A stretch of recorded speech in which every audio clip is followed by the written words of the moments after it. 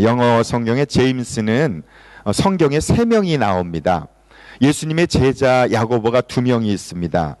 세베대의 아들 야고보, 그의 형제는 요한입니다. 그래서 요한복음을 기록한 요한과 그리고 또 그 야고보는 형제입니다. 세베대라는 아버지의 2 아들이 있습니다.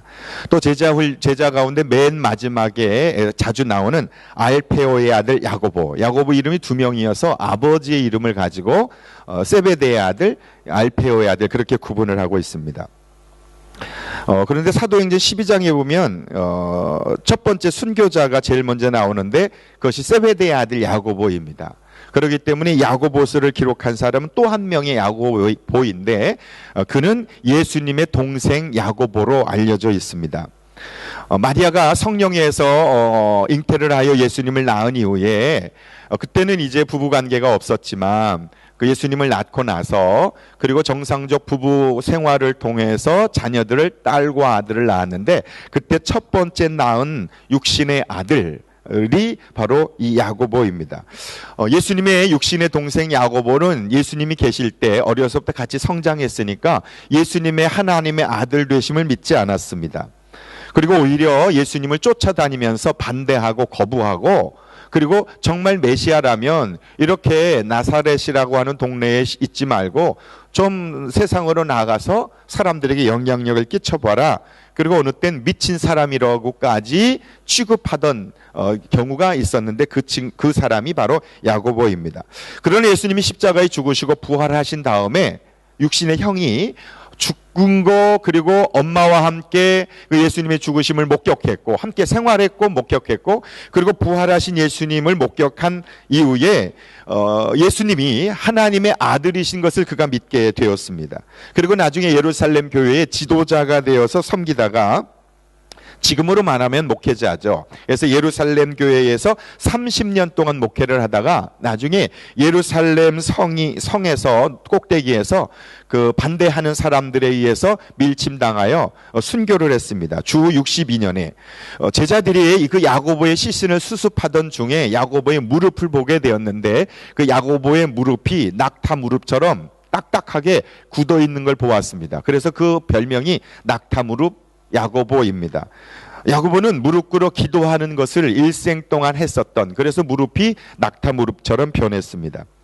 야고보는 말을 직선적으로 합니다. 돌려 하지 않습니다. 그래서 문장이 굉장히 짧고 신약 성경 중에 가장 명령형이 많은 말씀이 야고보입니다. 야고보서는 조직신학이나 교리 문제가 아닌 실제 우리의 삶 속에서 어떻게 살아야 하는지에 대한 말씀이 나오는 말씀이 야고보서입니다. 1절 말씀에 보면 하나님과 주 예수 그리스도의 종인 야고보 그랬습니다. 예수님의 종이라고 표현합니다. 육신적으로는 자신의 형인데 내가 형의 종이다라고 말하지 아니하고 예수님의 종이다 그렇게 이야기합니다. 그리고 지금과는 다르게 지금의 요즘의 편지는 누구누구께 받는 사람 앞에 보내는 사람 누구누구 드립니다 이렇게 편지를 썼지만 야고보 시대의 1세기경의 편지는 받는 사람과 보내는 사람을 앞쪽에 썼습니다. 그래서 1장 1절에 예수 그리스도의 종인 야고보가 세계에 흩어져 있는 12지파에게 편지를 씁니다. 문안을 드립니다 라고 기록을 하고 있습니다. 여기 12지파 흩어져 있다는 12지파는 이스라엘의 12지파를 말하니까 결국은 유대인들에게 쓰는 편지라고 말할 수 있습니다. 유대인 기독교인들입니다. 1세기경의 전도 대상자들은 2부류입니다. 야고보와 베드로는 유대인들에게 전도를 했습니다. 그래서 유대인의 사도라고 말합니다. 그럼 이방인의 사도는 누구일까요? 이방인들에게 복음을 전한 사도? 우리가 잘 아는 사도 바울입니다. 그래서 사도 바울은 이방인을 향하여, 야고보와 베드로는 유대인을 향하여 복음을 전했습니다. 야고보는 지금 유대인들을 향하여 복음을 전합니다. 제일 먼저 이야기하는 주제는 시험을 만나면 어떻게 하나, 시험에 빠지면 어떻게 해야 하나 라고 하는 내용의 말씀을 1절부터 8절까지의 말씀을 통해서 이야기하고 있습니다. 2절 말씀에 나의 형제 자매 여러분, 오늘 우리에게 이야기하는 것입니다. 12지파의 사람들 뿐만 아니라 이 땅에 그리스도를 믿고 살아가는 사람들에게 이야기합니다.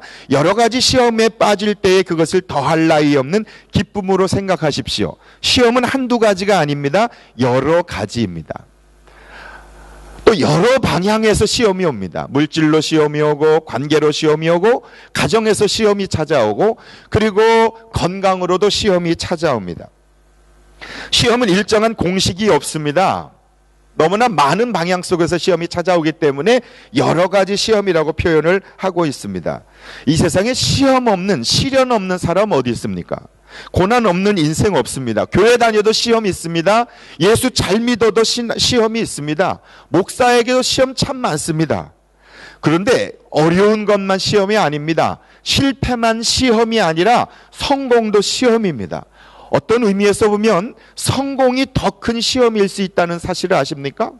어려우면 그냥 어려운 대로 그 어려움을 이겨나갈 수 있겠지만, 그냥 참고 가지만, 없으면 없는 대로 살지만, 돈 많고 여유 있고 영향력 있으면 더 큰 한 방에 훅 가는 수가 많습니다. 그런 사람들을 우리 많이 봅니다.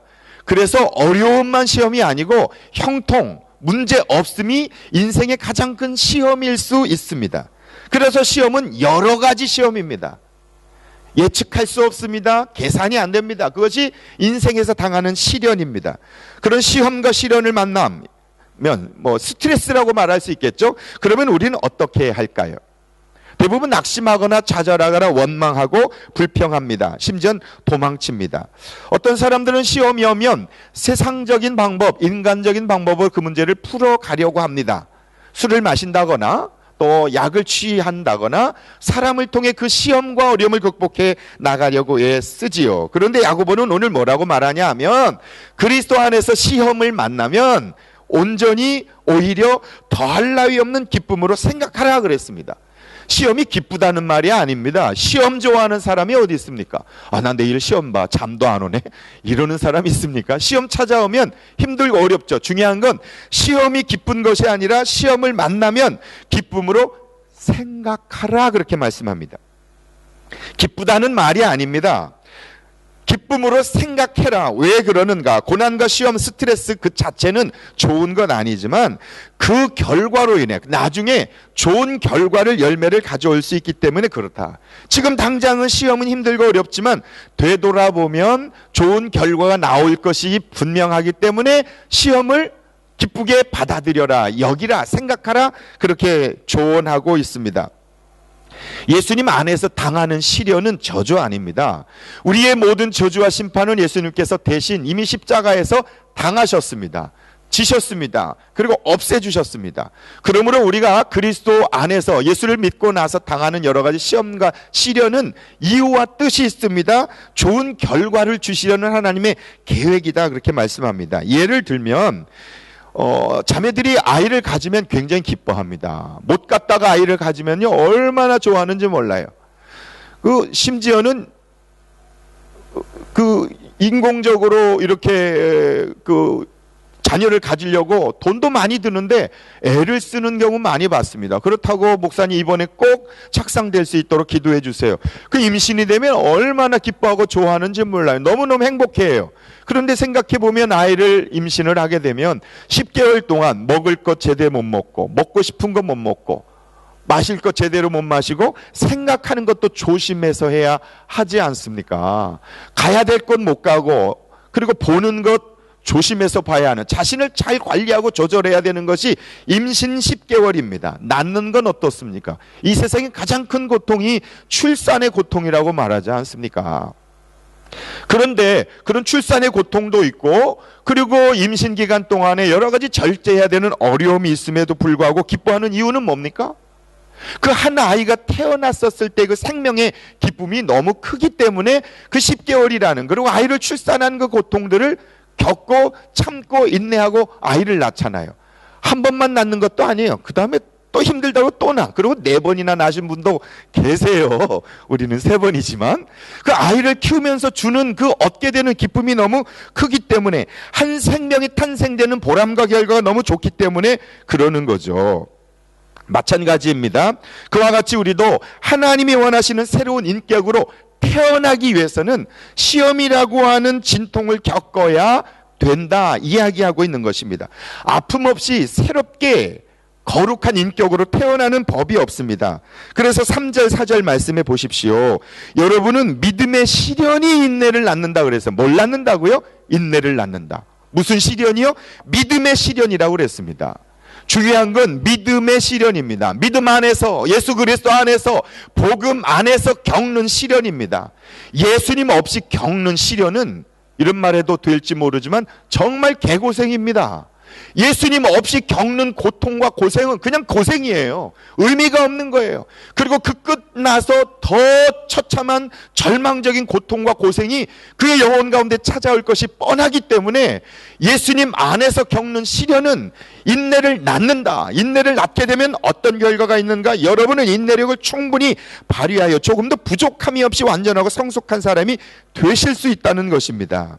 믿음 안에서 겪게 되는 시련은 인내를 낳습니다. 인내를 낳게 돼서 우리를 조금 더 부족함이 없고 완전하고 성숙한 사람을 만들어낸다. 여기에서 말하는 이 세상에 부족함 없고 완전하고 성숙한 사람이 어디 있습니까? 사람으로서 말이죠. 누가 생각나요? 누가 부족하고 완전하고 성숙한 사람입니까? 바로 예수님이에요. 우리가 예수 그리스도 안에서 믿음 안에서 겪는 시험을 통해 예수 그리스도의 인격을 담는 사람으로 새롭게 출생될 수 있다고. 그러니 시험이 찾아올 때, 시련이 찾아올 때 오히려 그것을 기쁜 건 아니지만 기쁨으로 생각하라, 여기라. 그 시련을 통해서 주님을 닮는 인격으로 출생, 탄생될 수 있고 변화될 수 있다고 성경은 지금 말씀하고 있습니다. 사람 참 안 변합니다. 그렇잖아요. 잘 안 변하잖아요. 저를 봐도 안 변하는 것 같아요. 사람 잘 안 변하는데 변할 때가 있어요. 고난을 만나면 변해요. 그런데 그리스도 안에서 시험을 만나면 그러면 그러므를 통해서 겸손하게 되고요, 나를 돌아보게 됩니다. 그리고 사랑 없던 사람도 사랑하게 되고, 그리고 남을 생각해요. 이기적이고 독선적인 사람도 믿음 안에서 시련을 딱 겪으면, 시험을 만나면 그것을 통해 겸손함이 만들어지고 교만이 꺾어지고 낮아져요. 그것을 통해서 주님을 닮게 되는 거예요. 다른 사람을 전혀 배려하지 않던 사람도 시련을 딱 만나면, 아, 아프면 이렇게 되는구나. 내가 그때 옛날에 아팠을 때 그 사람을 좀 소홀하게 됐네. 이런 것들을 깨닫게 되지요. 하나님은 그래서 우리에게 시험을 허락해 주신다고 그랬습니다. 여기 중요한 말씀입니다. 하나님은 시험을 주시지 않습니다. 시험을 허락하십니다. 여러분, 주는 거와 허락하는 건 다른 겁니다. 준다라는 것은 시험을 만들어 놓고 빠지나 안 빠지나 기다리는 것이 시험을 주는 겁니다. 그러나 하나님께서는 시험이 앞에 있을 때 허락해 주신다는 것은 하나님이 허락하지 않을 수도 있고 허락하실 수도 있다는 것입니다. 읽진 않았지만 야고보서 1장 13절은 이렇게 증거합니다. 시험을 당할 때에 아무도 내가 하나님께 시험을 당하고 있다 말하지 말라. 아, 이거 하나님 나 시험하는 거야, 그렇게 말하지 말라. 하나님께서는 악에게 시험을 받지도 않으시고 또 시험하지도 않는다. 하나님이 하시는 시험은 연단과 훈련으로서 시험을 허락해 주십니다. 그러나 때론 하나님이 허락해 주시지 않아도 이 세상에는 시험거리들이 너무너무 많이 있습니다. 죄인들 틈에 살기 때문에 그렇고, 세상이 죄악으로 가득하기 때문에 하나님이 의도적으로 시험을 이렇게 내몰지 않아도 우리는 얼마든지 시험에 빠질 수 있습니다. 시험과 핍박은 저절로 겪는 것이 이 세상의 삶입니다. 하나님은요, 우리에게 일부러 우리를 시험 속에 빠뜨려서 고생시키지 않습니다. 돈에 대한 욕심, 경제력에 대한 시험은요, 돈에 대한 욕심이 지나치면 경제적으로 시험을 만날 수 있어요. 그 정도면 충분한데 더 욕심을 내고 더 하려고 그러다가 시험에 빠지잖아요. 그것은 하나님이 그렇게 만들어 놓은 시험이 아닙니다. 또 관계적인 시험도 생각해 보면 사랑하고 용서하고 그냥 참아주면 됐을 텐데, 용서하지 않고 사랑하지 않고 한번 소리를 지르고 함께 갈등함으로 인해서 더 큰 시험이 찾아오는 경우가 얼마나 많이 있습니까? 하나님이 그렇게 만드신 거 아니에요. 그냥 내가 내 마음속에 인내하고 용서하고 사랑하지 못함으로 만들어낸, 내 스스로 만들어낸 시험들이 대부분의 인생의 시험들 아닙니까? 하나님은 사랑이십니다. 오히려 하나님은 우리를 시험 가운데서 건져주시기를 원하십니다. 그런데 가끔은 시험을 허락해 주신대요. 막지 않으시고, 그래, 너가 선택하고 싶으면 그렇게 선택해서 그냥 하나님께서 이렇게 두신다라는 거죠. 왜 그렇게 하실까요? 하나님은 그 시험을 통해서 하나님이 마음대로 쓰실 수 있는 사람으로 만들기 원하십니다. 잘 들으십시오. 하나님은 시험을 통해 하나님이 마음대로 쓰실 수 있는 사람으로 만들길 원하십니다. 여러분, 우리가 하나님이 쓰시고자 하는 대로 잘 쓰임받지를 않습니다. 우리는 하고 싶은 대로 삽니다. 그래서 우리는 고집이 굉장히 세요. 하나님이 뭘 원하시는지를 알아요. 세상에 윤리적이고 도덕적이고 이런 것들 그냥 상식만 있어도 아는데 우리는 고집이 세요. 욕심이 있어요. 그래서 그것을 어기고서라도 그것을 취하려고 하는 마음이 있습니다. 그럴 때 하나님은 그냥 두신다라는 거죠. 그것을 통해서 겸손함과 인내와 사랑과 그리고 주님의 성품을 닮을 수 있는 열매를, 인격을 만드시기 위해서입니다. 예수님을 닮는 게 왜 그렇게 중요할까요? 예수님을 닮아가는 게 왜 그렇게 중요할까요? 그래서 왜 자꾸 예수님을 닮으라고 그럴까요? 예수님을 닮지 않으면, 예수님을 알지 아니하면 하나님이 주시는 은혜를 누릴 수 없기 때문에 그렇습니다. 저는 호주에 온 지 2년 반, 한 3년 정도 돼서 시민권을 받았습니다. 다른 분에 비하면 빨리 받은 거죠. 그런데 비자를 받기 전, 시민권을 받기 전까지는 호주가 주는 복지 혜택을 누리지 못했습니다. 그리고 호주를 잘 몰랐습니다. 그래서 호주가 아무리 좋은 나라지만 그것이 좋다라고 하는 느낌을 갖지 못했습니다. 그런데 비자를 받고 시민권을 받으니까 호주가 주는 혜택을 누릴 수 있게 되었고, 호주를 알면 알수록 호주가 주는 혜택을 더 많이 누릴 수가 있게 되었습니다. 마찬가지입니다. 예수님과 관계를 맺으면, 하나님의 시민이 되면, 천국 시민권을 가지면 하나님이 우리에게 주시고자 하는 하나님의 은혜를 더 풍성히 누릴 수 있습니다. 그리고 하나님을 알면 알수록 하나님이 주시는 은혜를 더 많이 누릴 수 있습니다. 그래서 예수님을 닮으라고 말씀하시는 것입니다. 예수님과 관계가 깊어지면은요, 예수님이 주시고자 하는 은혜를 더 많이 누릴 수 있습니다. 그러나 예수님과 관계가 멀면 예수님이 아무리 좋은 것을 주신다 할지라도 깨닫지 못하고 알지 못해서 하나님의 풍성한 은혜를 알지 못합니다. 그래서 말씀을 통해 하나님을 더 알고 기도를 통해 주님을 더 깊이 알아가는 것이 참 중요한 것입니다. 아는 만큼, 닮는 만큼 하나님의 은혜를 누릴 수 있고, 아는 만큼 하나님이 주시는 은혜를 경험할 수 있기 때문에 그렇습니다. 예배도 그렇습니다.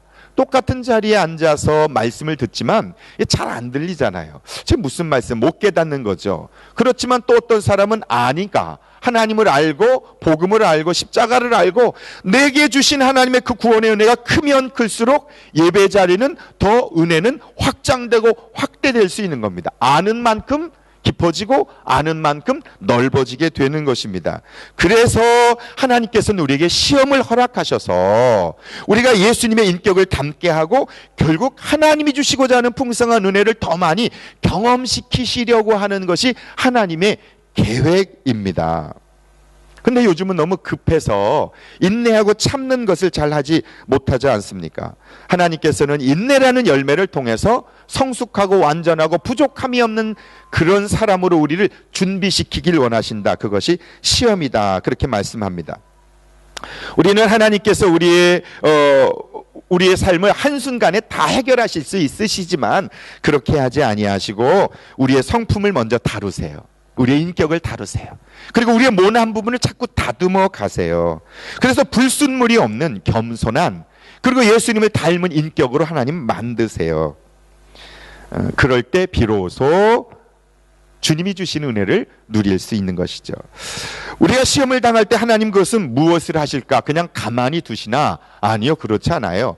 우리가 시험 당할 때 하나님 그냥 두시지 않고 우리의 시험을 하나님께서는 이길 수 있는 힘을 주시고 기간을 주셨어요. 군대 가면 훈련 기간이 1개월, 2개월 그렇지 3년 내내 훈련 받지 않습니다. 그냥 훈련소 기간은 딱 정해져 있어요. 그거 끝나면 그 다음에 자대 배치 받잖아요. 똑같아요. 하나님이 우리에게 주시는 훈련도요, 기간이 있어요. 그런데 그 시간이 짧은 기간인 사람도 있고 긴 기간도 있어요. 그 차이는 뭘까요? 하나님이 내게 주신 그 훈련의 시간을 기쁨으로 생각하고 잘 받아들여서 잘 훈련을 맞이하고 준비되면 그러면 일찍 끝나는 거예요. 근데 어떤 사람은 평생 그 훈련을 해요.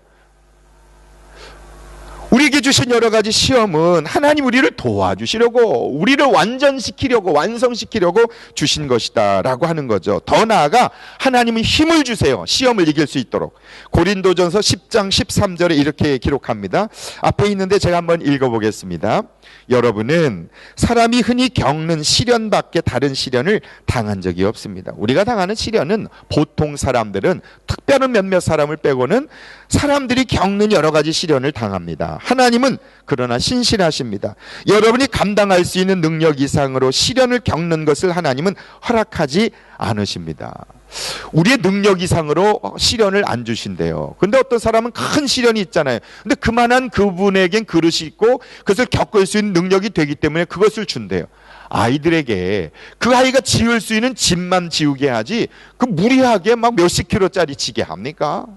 대신 부모가 져주죠. 그런다는 거예요. 하나님께서 우리를 너무 잘하시기 때문에 우리가 겪을 수 있는 만큼만 시련을 주신다. 그런데 하나님께서는 그 다음에 시련과 함께 그것을 벗어날 길도 마련해 주셔서 여러분이 그 시련을 견디어낼 수 있도록 해 주십니다. 벗어날 길도 주신대요.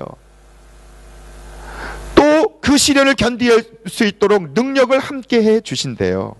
그것이 우리 주님이십니다. 너무 힘들고 어려울 때, 쓰러질 것 같을 때 하나님은 우리를 이길 수 있도록 도와주시고 견딜 수 있게 해 주신다.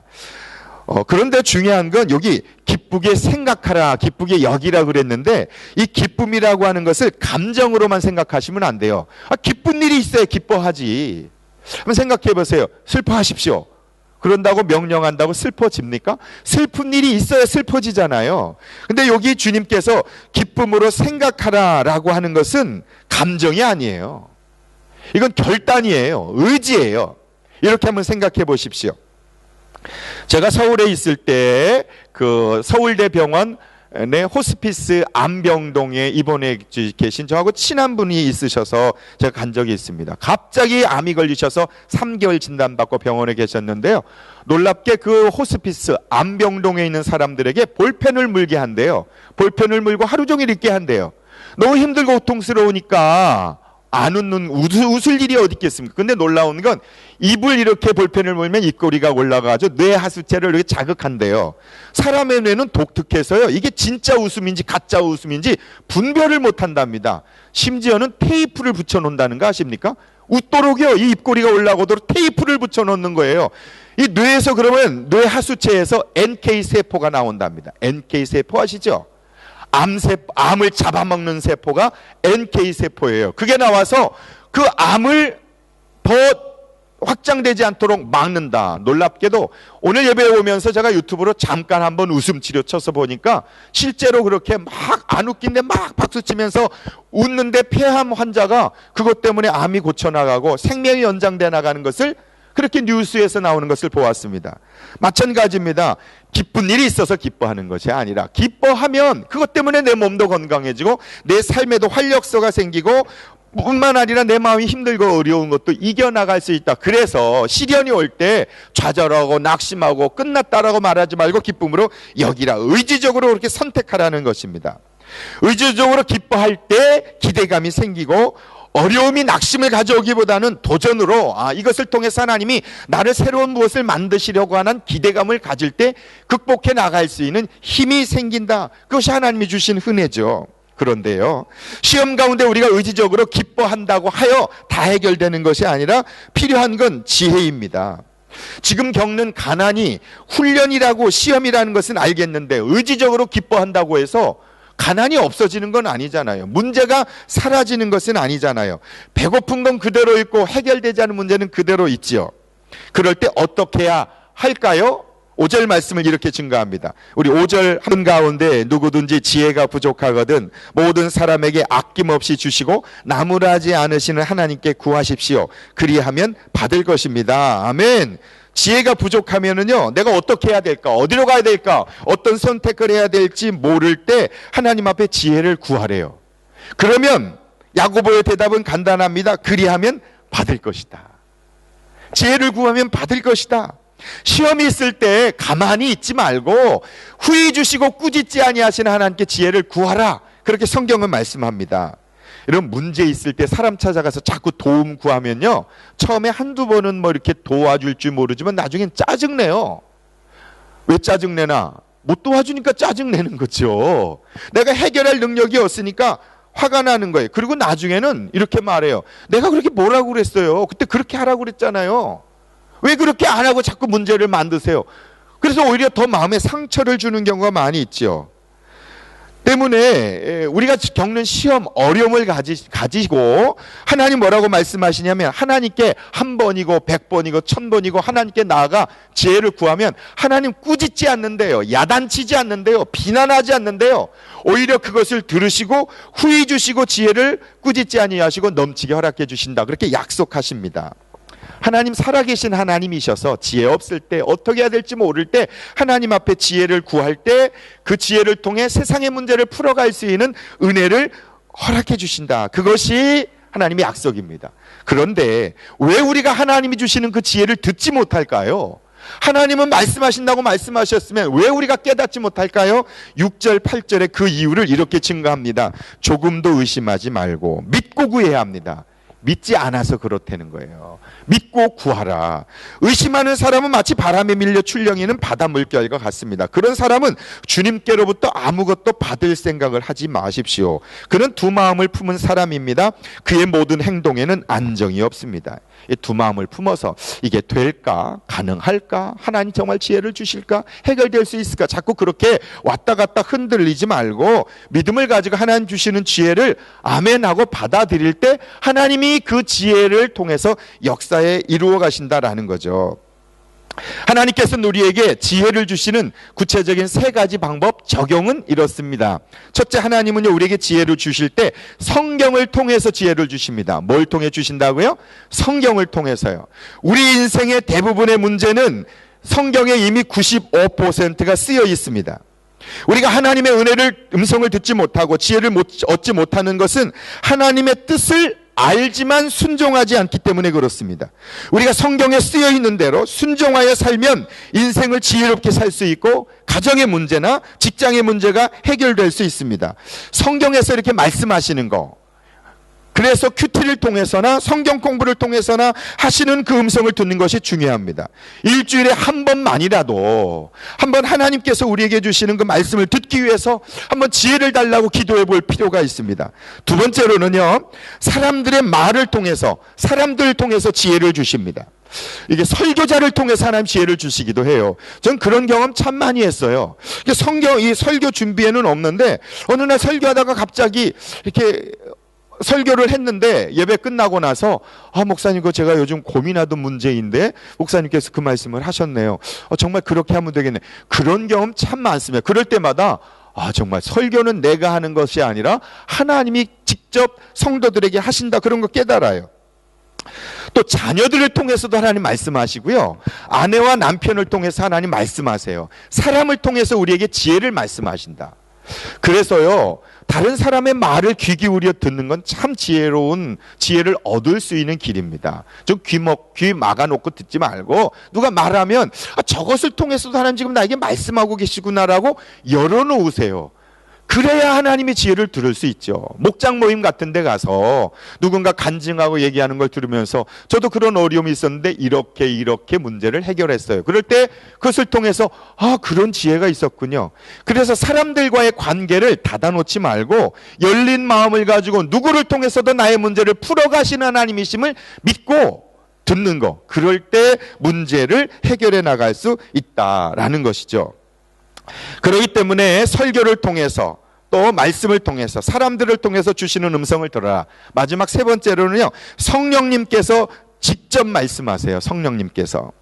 우리 마음에 이 말이 좀 처음 예수 믿는 사람들에겐 어려운 말일 수 있지만 어느 날 이게 설교를 듣다가 기도를 하다가 생각을 하는데 문득 내가 전혀 예상하지 못했던 것들이 마음에 딱 깨달아지고 알게 될 때가 있습니다. 그러나 이것은 하나님의 뜻을 내 생각을 하나님의 뜻으로 오해할 수가 있기에 좀 영적 분별력이 있는 사람과 함께 의논해 볼 필요가 있습니다. 말씀을 맺습니다. 예전에 어른들 말에 어른이 말하면 들어, 그런 말이 있어요. 어른이 말하면 들어. 그러면 손해보지 않아. 그게 무슨 말입니까? 어른이 말하면, 아는 사람이 말하면 들으면 그게 지혜입니다. 하나님 말씀하시면 듣고 순종하면 그것을 통해서 우리의 인생에 가장 좋은 열매와 결실을 맺는다는 것, 그것이 오늘 하나님께서 우리에게 하시는 말씀입니다.